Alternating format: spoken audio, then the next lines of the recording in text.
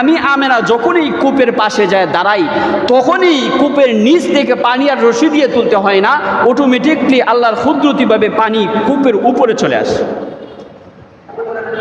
এইটা শুধু আমার জন্য না, আমার পেটেরটার জন্য। অর্থাৎ আমেনা এটা বুঝাইলেন যে কূপ থেকে আমার পানি তুলতে হয় না, ওই পানি নিজের থেকেই কূপের উপরে চলে আসে। শুধু তাই নয়, মক্কার জমিনের ওই সমস্ত মেয়েরা আমাকে তখন বলে যে আমেনা তুমি এইখান থেকে চলে যাও না, কারণ তুমি চলে যাওয়ার সাথে সাথে পানি নিচে নেমে যাবে। যতক্ষণ পর্যন্ত আমি দাঁড়ায় থাকতাম ততক্ষণ পর্যন্ত এই কূপের পানি নিচে যাইতো না, এই কূপের পানি উপরেই থাকতো। মক্কার সমস্ত মানুষ এখান থেকে পানি নিতে পারতো। তারপরে মেয়েরা আমাকে বলতো যাবে না, তুমি এখান থেকে শুনে না, তোমার পানি ভরে তোমার এই পানি তোমার ঘরে পৌঁছায় দিব, তারপরেও তুমি একটু অল্প সময় দাঁড়ায় থাকো। শুধু তাই নয়, বলে যে মা আমি যখন এই প্রচণ্ড রৌদ্রের তাপের মধ্যে দাঁড়াইতাম, তখন এক টুকরা মেঘ আইসা আমার উপরে ছায়া দিত। এটা আমার জন্য না, এটা আমার পেটে যে রব্বুল আলামিন যাকে পাঠাইছে তার সম্মানের খাতিরে আল্লাহ পাক রব্বুল আলামিন এই উত্তপ্ত রোদ, এত রৌদ্রের ভিতরে, গরমের ভিতরে আল্লাহ তাআলা ঠান্ডা ছায়ার ব্যবস্থা আমার মাথার উপরে আল্লাহ তাআলা করে দিত।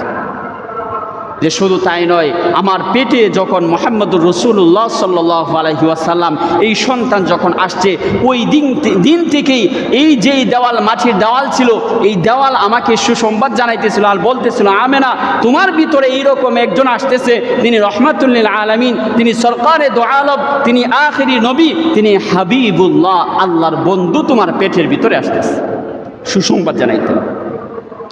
আমেনা বলে যে মা শুধু তাই নয়, আমি যে গোসলখানায় ঢুকি, আমি গোসলখানা ঢুকার পরে এই পুরা গোসলখানার ভিতরে এত সুন্দর সুঘ্রাণ বের হয়, যে সুঘ্রাণ আমি একবার ঢুকার পরে আরেকবার যখন ঢুকবো তার আগ মুহূর্ত পর্যন্ত এই সুঘ্রাণ এই গোসলখানার মধ্যে থাকে।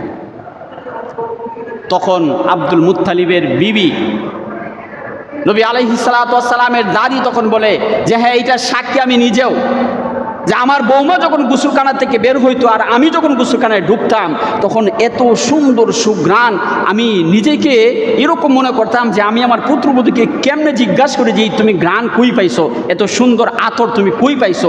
আমি লজ্জায় জিজ্ঞাসা করতে পারি নাই। আমারও প্রশ্ন ছিল এটা যে এই গোসলখানার মধ্যে এত সুন্দর সুঘ্রাণ আসে কোত্থেকে।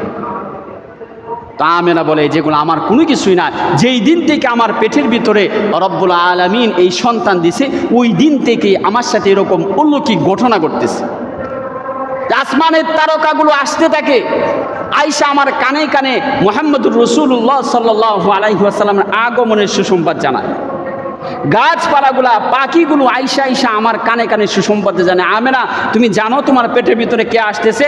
রহমাতুল লিল আলামিন আসতেছে। এই সুসংবাদ জানাইতে থাকে।